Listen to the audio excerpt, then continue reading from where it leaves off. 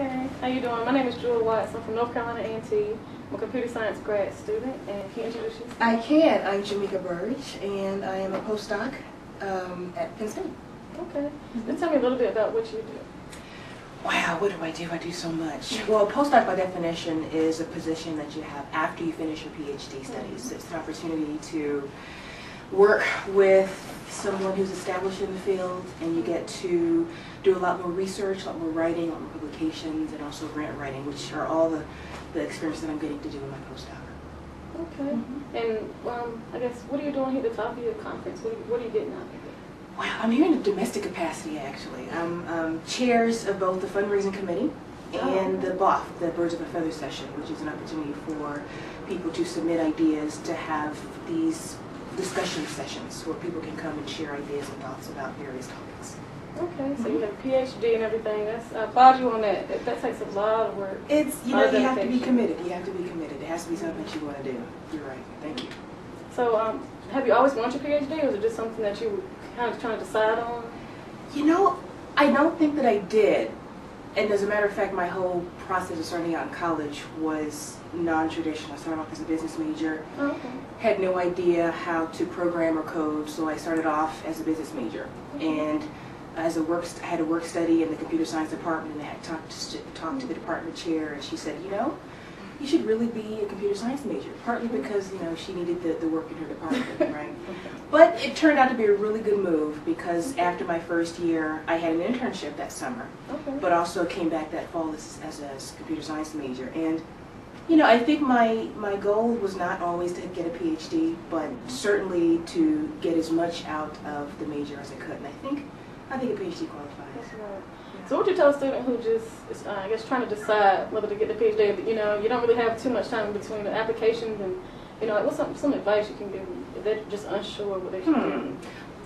Well, there are many tracks we could take there, but let's say this is a student who's a senior and who is about to graduate.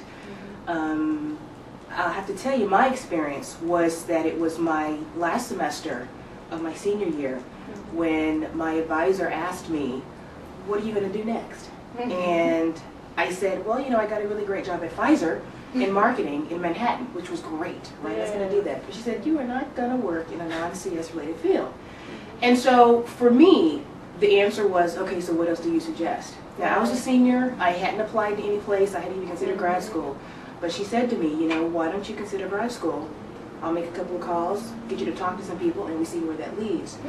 And assuming that a student is in that position, they haven't considered grad school, they don't know what their options are really, you know, talk to your advisor. Really consider that there really are options out there for you. If a person has already applied, then they just wait and choose, because they've put in the work, they have made the preparation, so now it's just a matter of waiting to see who will allow themselves to be graced by that student's presence. Okay.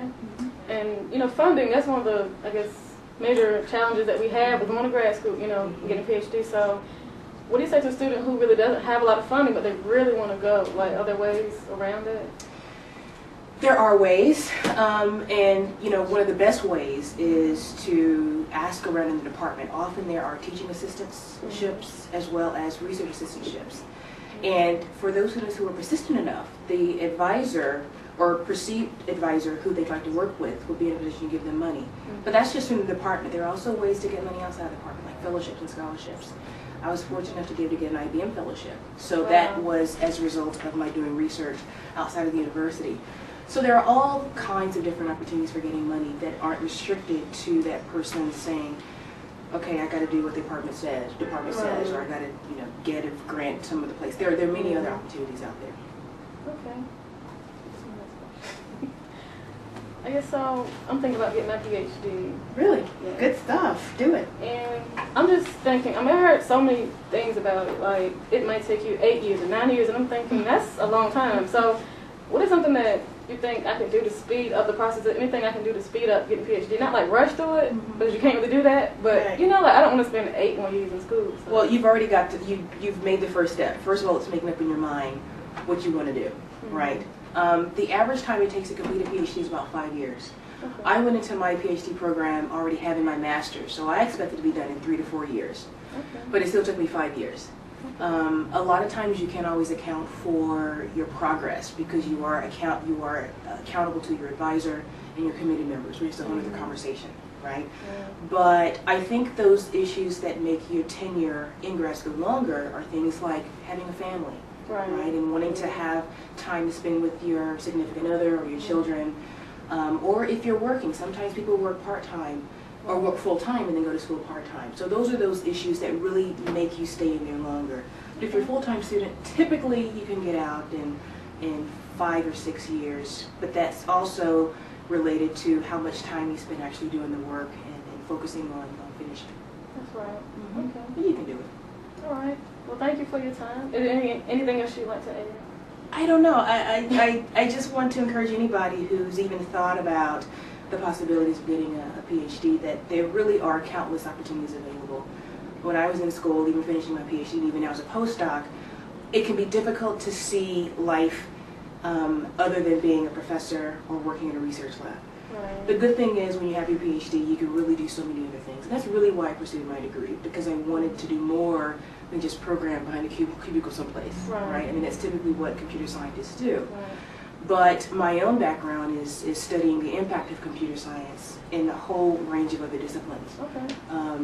Human-computer interaction, psychology, anthropology, all these are different areas that impact computer science and studies.